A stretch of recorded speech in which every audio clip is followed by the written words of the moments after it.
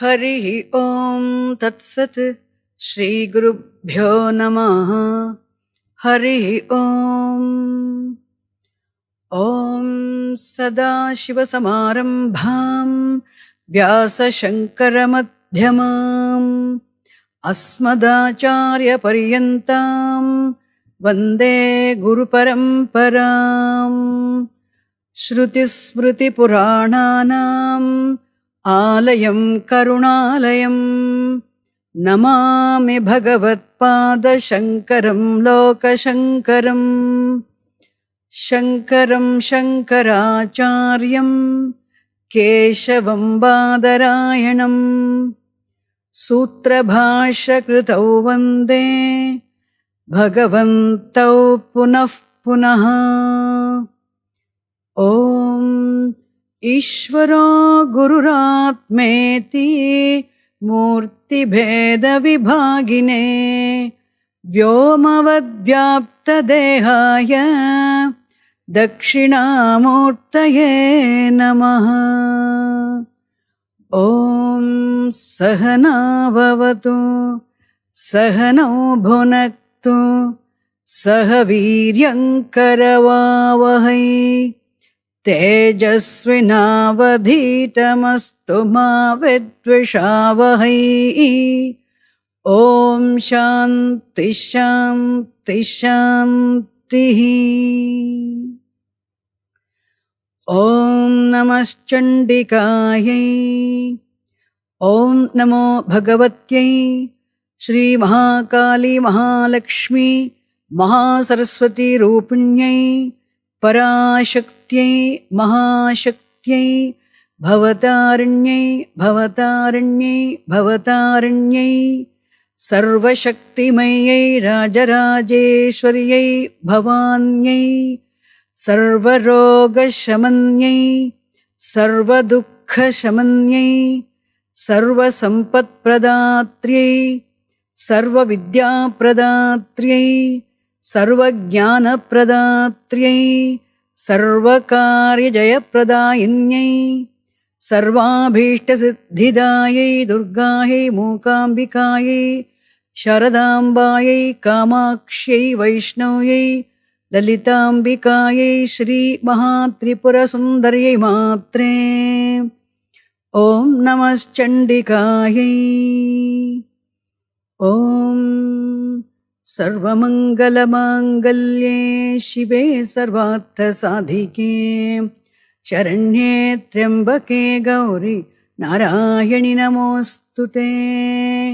Sharanagata Dinartha Paritrana Parayane Sarvasyarti Hare Devi Narayani Namostute.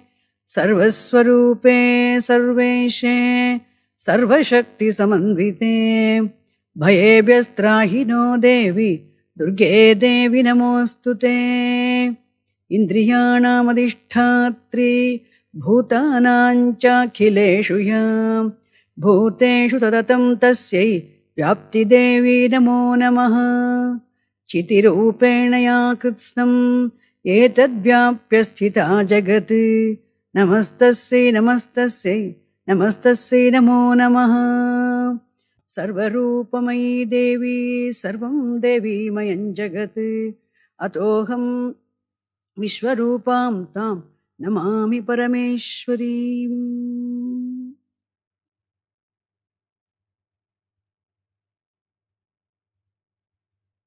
Revered Guruji, Sadguruji, Sri Surapandaji, Sukadevji, Chandradevji, and our dear Acharyas from Hawaii Ashrams, and our other Swamis are here, Advaita Vedanta, Chaitanya, and Tomarji,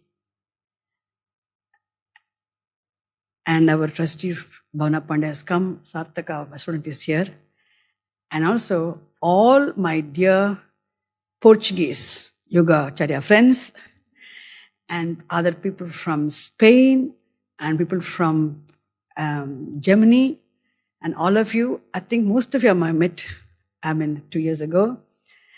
And all of you, my namaskarams. I'm very happy to meet you all in this time also, this year also. And all the friends who are here, every one of you, my namaskarams. Sometimes I may not remember the names, I may not know the names. So I'm just telling all of you. Guruji is a man with a vision and a mission. And here Shukadevji is another person of man of vision and mission, and doing things in Germany. And Guruji is sitting there, and even though he's in Portugal, and he's connecting all people who are in Europe and also worldwide, and then inspiring them all the time to teach yoga. And it's not simply teaching yoga. Yoga is a means. He's using yoga teaching actually to help people live their lives properly, to make their lives meaningful, to make their lives complete, to make their lives successful. What else a person can do other than this? Helping other fellow beings live their lives properly, to make their lives meaningful, complete, and successful. I know what his ultimate aim of propagating yoga for. That is what always 100% my prayers and best wishes for all the activities of Guruji's work and our Shukadevji's work and all our activities that are happening here.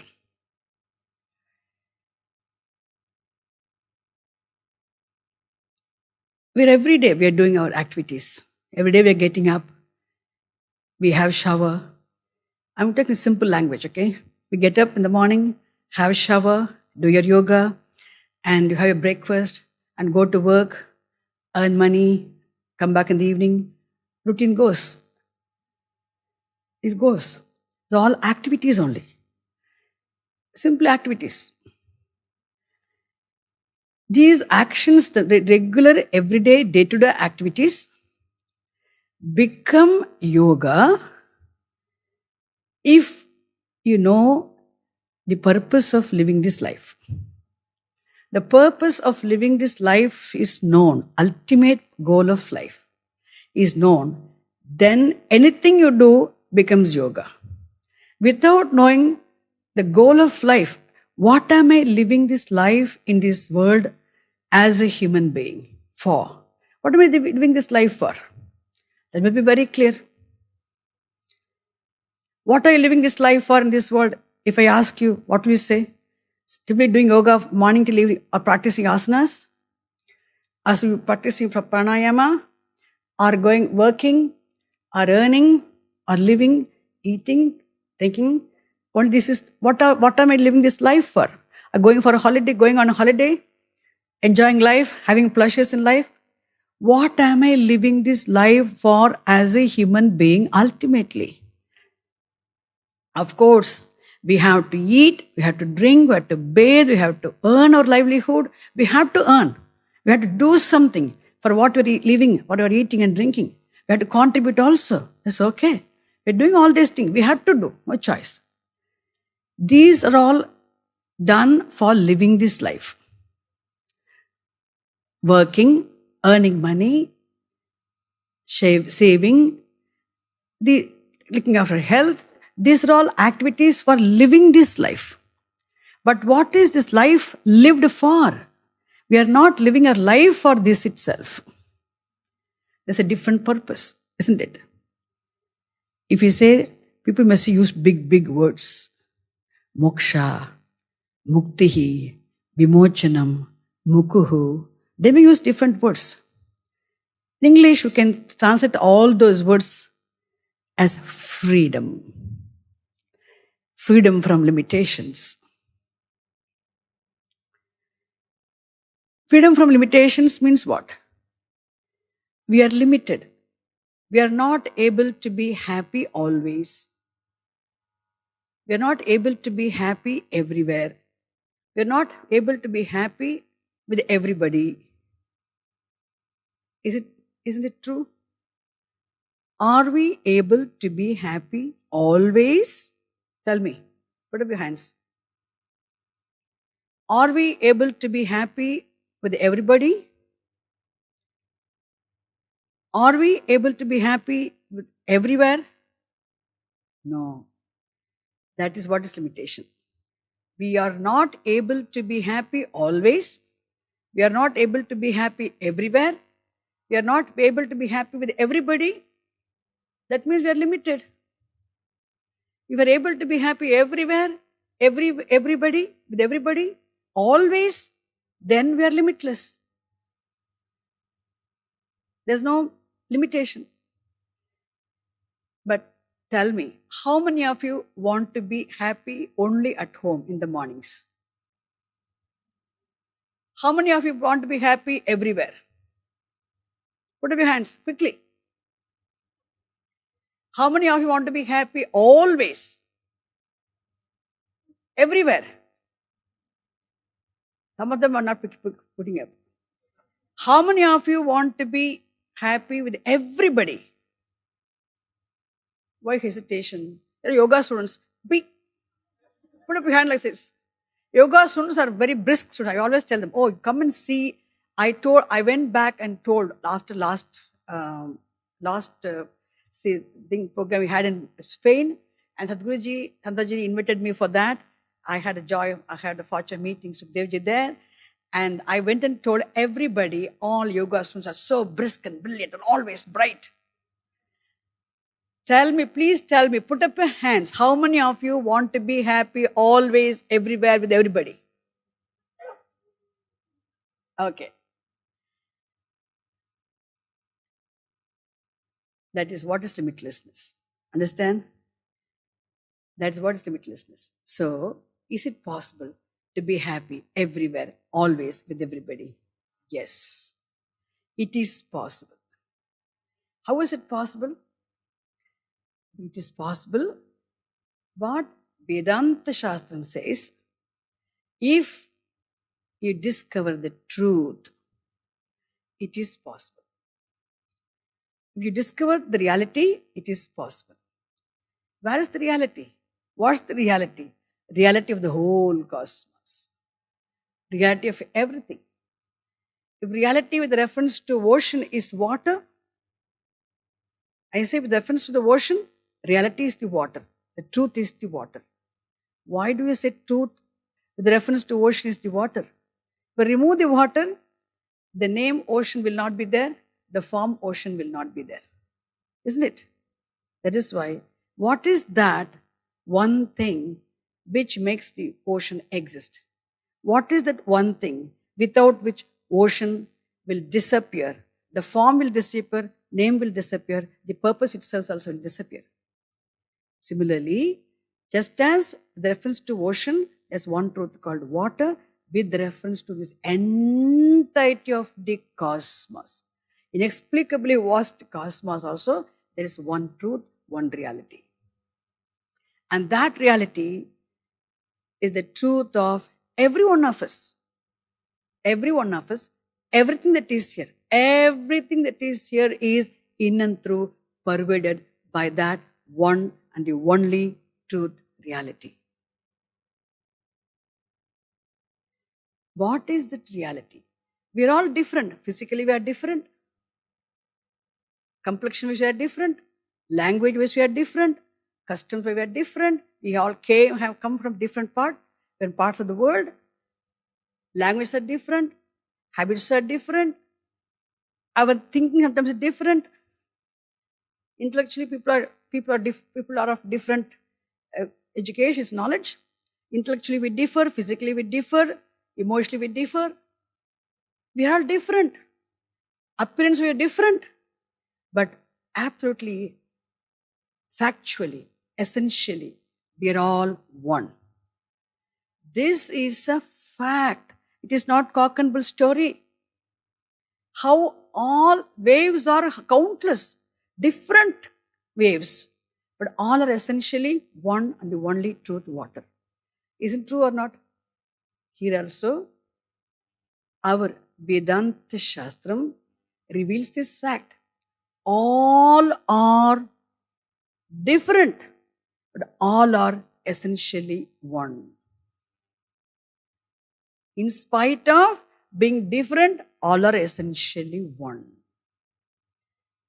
It is a statement of fact. It's a statement, verifiable fact. It is not a non-verifiable matter. Okay? If I tell you, even Upanishad says, if you perform ritual, if you earn punyam, you can go to heaven. Okay? Is it verifiable? Tell me. Whoever has gone and come back and told us. And if we cannot say, I cannot say there's no heaven at all. I cannot say. I can't prove there's no heaven. Nor can I say definitely there's a heaven. You will go. Called non-verifiable matter for belief, isn't it? Our Veda Shastram also says. But what I'm saying, but fact. If I say 1 plus 1 is equal to 2, is it a fact or a matter for belief? Tell me. Huh? Fact? Why? Verifiable. Isn't it? Verifiable fact. What is a fact for you is a fact for everybody. Isn't it true? In the same way, all are one is also not a matter to believe, it's a fact. Fact means what? It can be understood. Now we may not understand the fact. We may not know the fact. We do not know the fact. How all are essentially one is a fact to be understood, is a fact which can be understood. And I'm not interested in knowing the fact. You may say, I'm not interested in knowing the fact. I have come here to learn only yoga. I'm not interested only in doing this. I want some fun. I want some holiday. I want some life, jolly life. I'm not interested in anything. If any of you say, I'm not interested in knowing the truth. If I tell you what is the benefit of knowing the truth, then you will be interested. What is that? Come on, tell me quickly. What is that benefit? What do I gain? What do I gain if I know the truth? I'm interested. Happiness. No, it's what we ask now. And this limitlessness, being happy always is possible, not only with some people, not only on different place. Being happy everywhere is possible. Being happy with everybody is possible. How? If we know the truth. Okay? And is it possible to know the truth? Yes. It is possible to know the truth. It is possible for you to discover that happiness. And Shastram says that happiness is actually always there, everywhere there, in everything that is there, that can be discovered. You can never attain it, you can discover it. If you discover the truth, you can discover that happiness. And how can I discover the truth? Where can I discover the truth? Again, the secret is revealed here. That truth. How water is the truth of the entire ocean, is the truth of every wave. So also the truth of the whole cosmos is here as the truth of every individual. And that truth is available for knowledge, available for recognition as your own essential nature.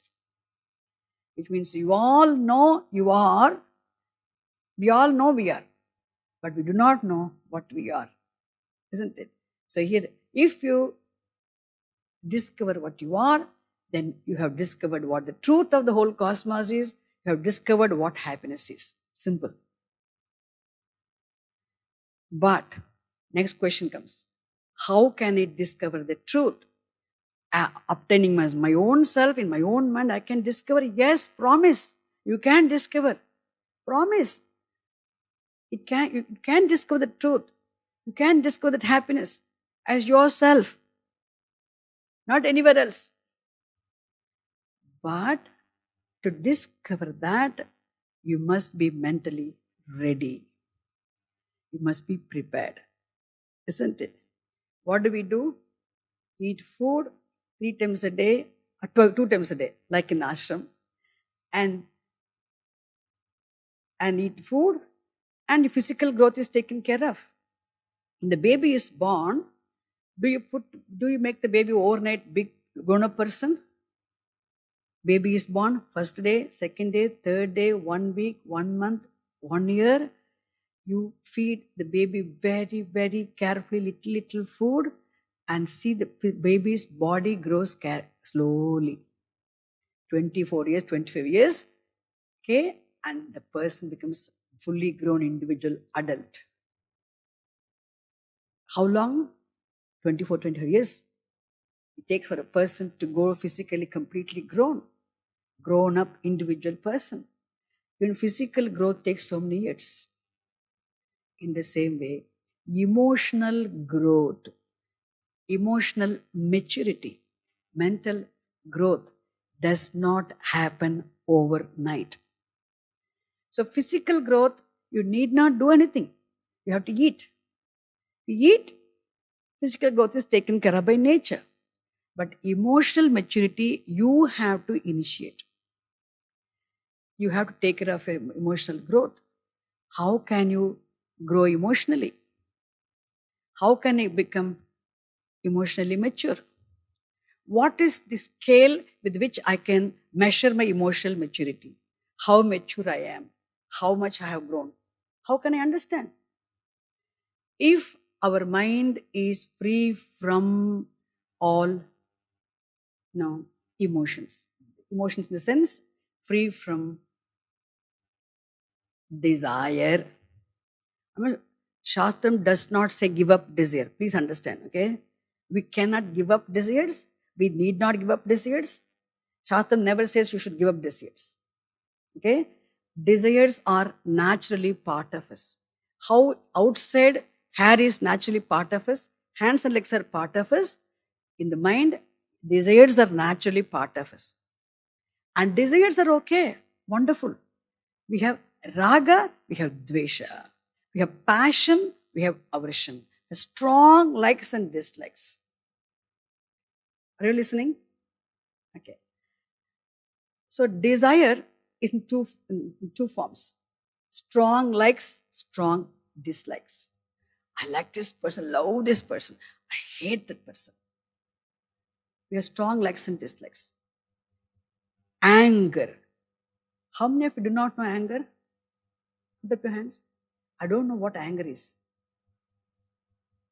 Don't know what anger is? Oh, here is a Mahatma here. Okay. Anger, desire, anger, hatred, greed, jealousy. Come on. You must tell me now. How many of you do not know what jealousy is?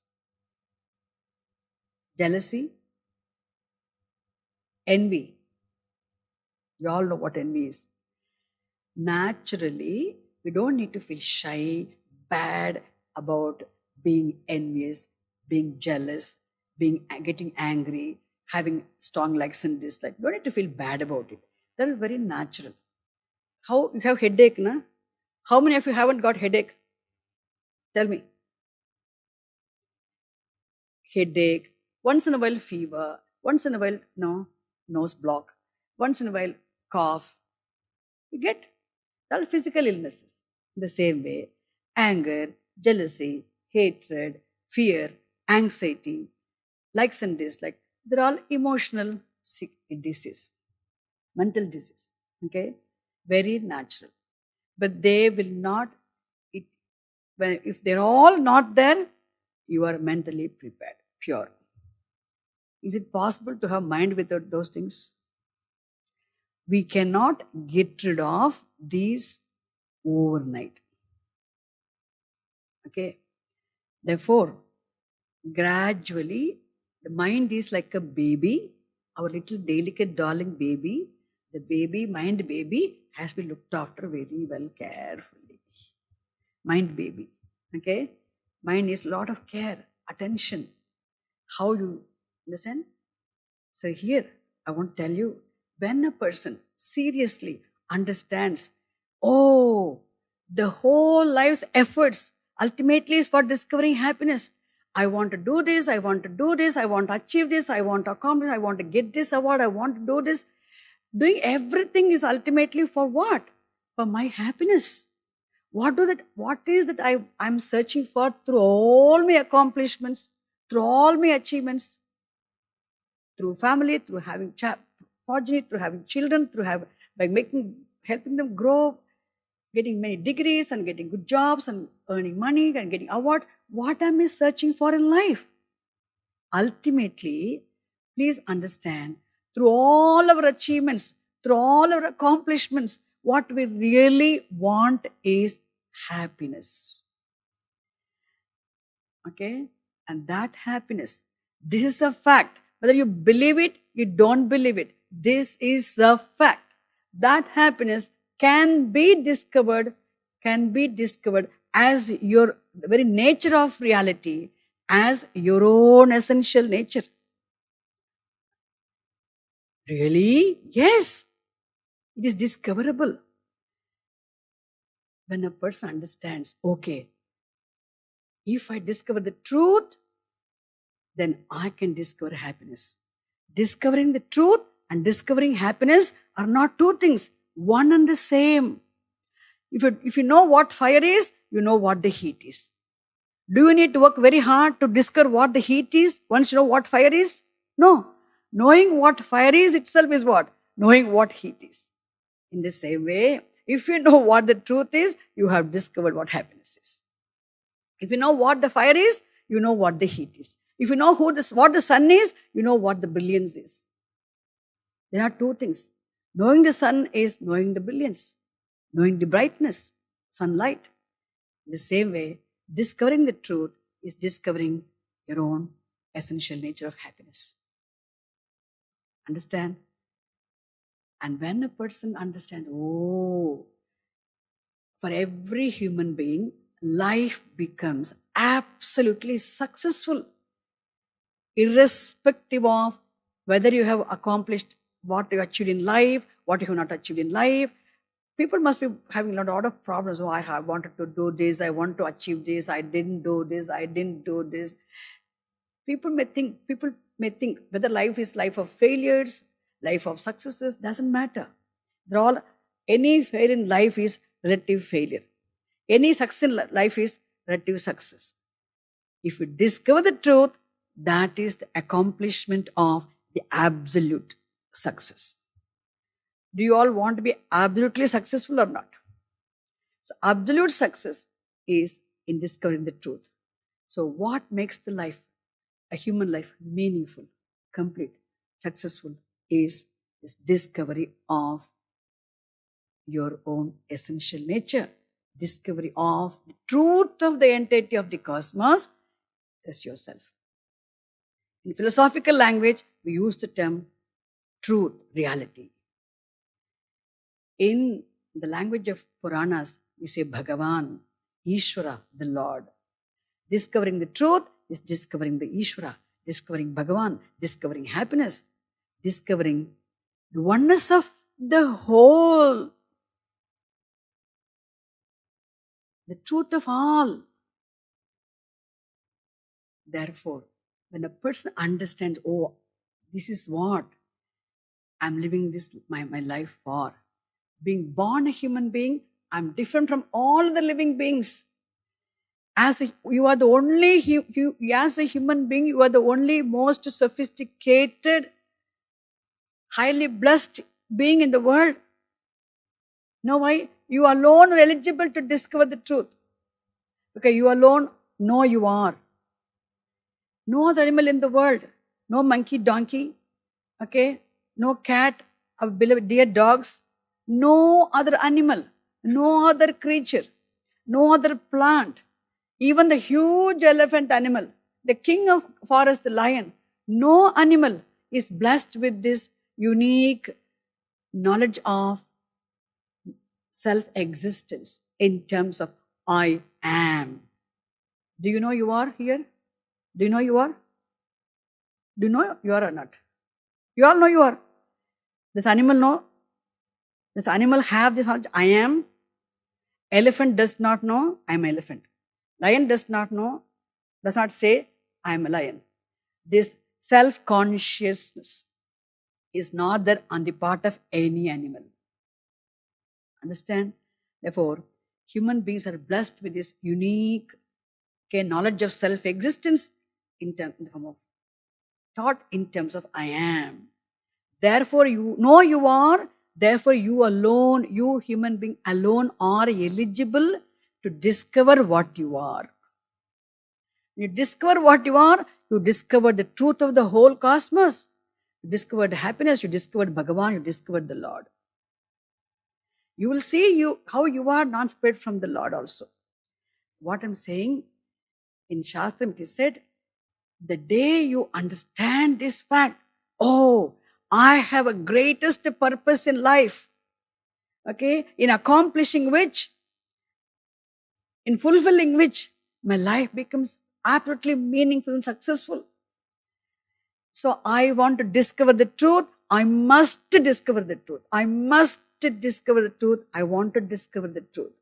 I'm living this life ultimately for discovering the truth, which is Bhagavan. Okay, the truth of the whole, which is my own essential nature.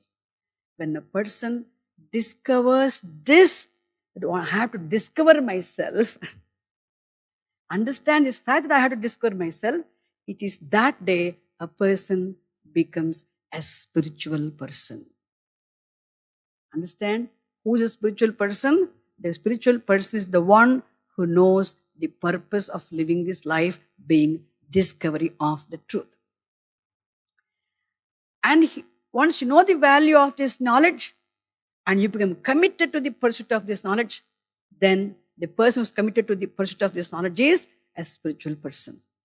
Once you're a spiritual person, you are a religious person also. Being religious means what? Being religious means being worshipful, being prayerful. Will you not be prayerful? How will you be worshipful? Being worshipful means what? Being worshipful is being religious. Being prayerful is being religious. Being worshipful means being thankful to the Lord who is in the form of everything. Lord, the truth looked upon as Lord, who alone is in the form of everything that is here. Okay? Being thankful to the Lord is inclusive of you. What should you be thankful for? What should you be grateful for? For everything you are blessed with. You are blessed with the parents, you are blessed with the family, you are blessed with good eyes, you are blessed with the ears, you are blessed with the nose, you are not lame, you are not dumb, you are able to speak, you are able to hear, you are able to eat, you are hungry, you are able to eat, you are able to digest, you are healthy, you are able to do yoga, you are doing things. So you have to be grateful to Bhagavan. When you are hungry, food is available. We are not working very hard in the farms. Food comes. How is it possible? Isn't it? I'm not elaborating on this. Somebody works very hard somewhere. And still we go to the shop, throw some euros and buy food and cook and eat. Food is available. Who gives food? Natural phenomena. Earth, water, sun, moon, the stars, the galaxies, the air. All these elements. Now we are at the mercy of Bhagavan, of natural phenomena for our food. The shelter where we are living. How do we get the shelter? It's all from nature. The clothing we are wearing, all our basic needs are from the nature. Okay? So the basic needs, food and water, the shelter, the clothing, everything is from nature. So we feel very, very grateful. We can build houses, we cannot create soil and cement. We cannot create soil and we can get the trees, wood, but we can't create the trees. Understand? So we cannot do anything. We only make use of the material available in the resource available in the nature. You know, we feel very grateful to the Lord for all that we are blessed with. Don't you feel grateful? Please tell me. If one day you are not given food, what will you do? One day you may fast, Ekadashi. But not 2 days, 3 days, 1 week. You can't survive without food. Okay?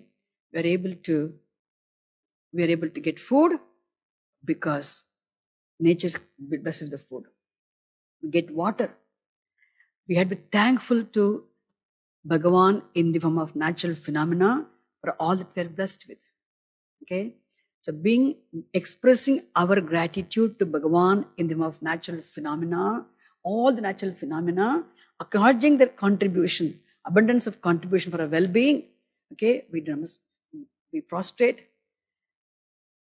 This is worship. Worship is nothing but expressing our gratitude to the Lord in the form of natural phenomena, acknowledging their abundance of contribution for our well-being. It is worship. And what is prayer? I told you, being religious means being prayerful, being worshipful. And being prayerful means what? Being prayerful means expressing. Prayer is a spontaneous expression of recognition of one's utter helplessness. Here, whoever wants to know the truth, as a spiritual person, you're worshipful, I told you, we have to be prayerful also. You know why? Because to discover the truth, I have to be mentally eligible. I have to be prepared. If you want to get into university, you must have completed your school education. You must be qualified to become more qualified. Even to discover this truth, Bhagavan, in your own mind as yourself, you must be qualified. And what is the qualification you need? You need to have certain degree of mental purification.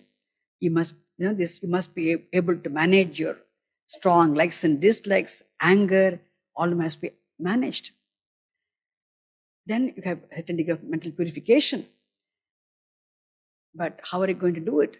Here, strictly, it is said, one has to be ethical.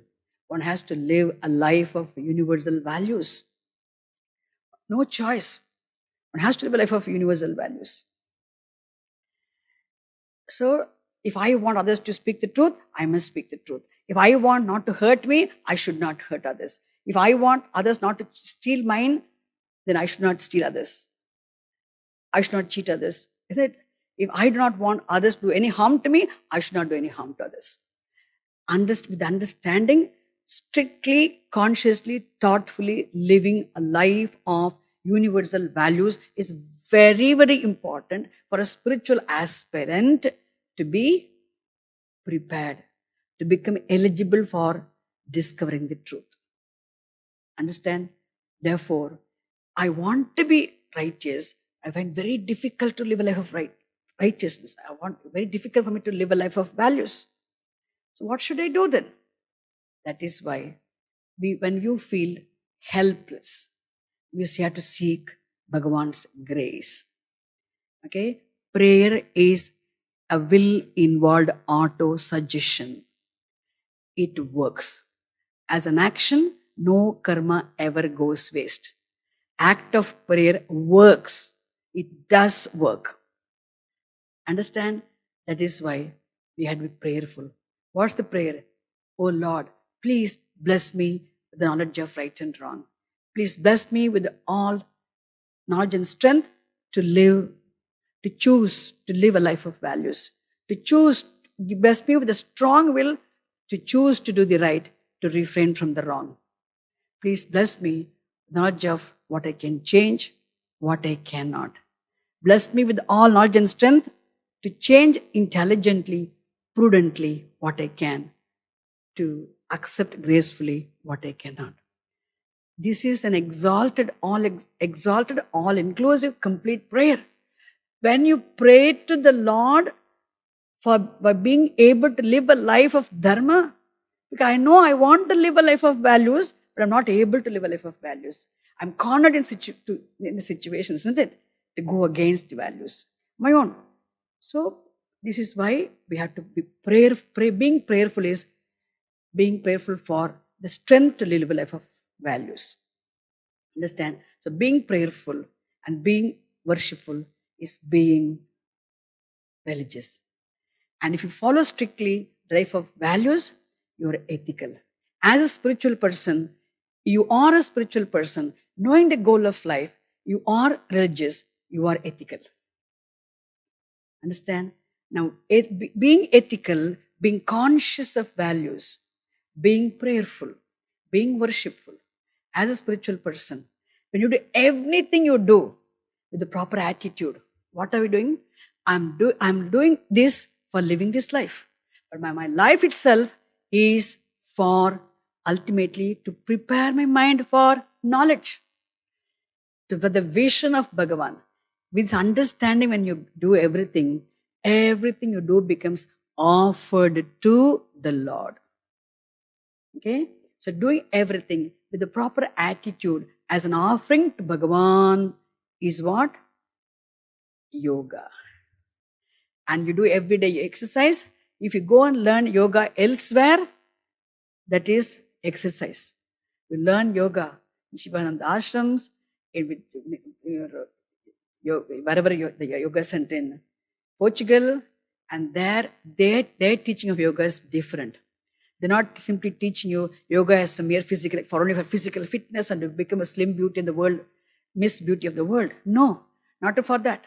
Yoga is taught the great spiritual vision to help you all accomplish the ultimate goal, absolute end.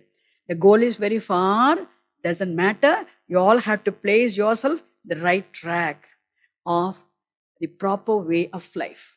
The proper way of life to accomplish the goal is called Karmayoga. Okay? And that is what here in this yoga center, our Shukadev ji has been just helping people to understand Karmayoga. Okay? You learn yoga asanas, you do yoga asanas. It's not mere yoga asanas for physical fitness or mental. Also, it is for spiritual wisdom, spiritual vision, for mental preparedness, for emotional well-being and physical well-being. It's a holistic health, isn't it? Yoga is taught here. And that is what Guruji is trying to put in. What I heard last time, they're trying to bring yoga in different schools also. In Portugal, amazing seva. I always adore, I admire, I respect. I bow to their efforts. I really genuinely pray to Devi, Bhagavati Parashakti, to bless all of you. I know many yogacharyas who have come. All of you, when you go, you will learn, understand. You teach yoga in Portugal, in Spain, in Europe, any part of the world. I tell you, every one of you doing a great service to society.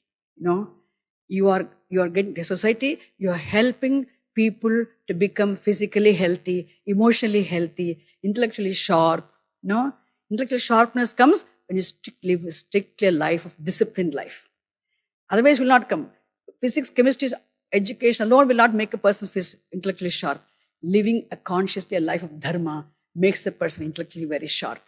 You are helping society, okay? And you are this is how you can be peaceful. You also contribute for the peace of the world. Understand?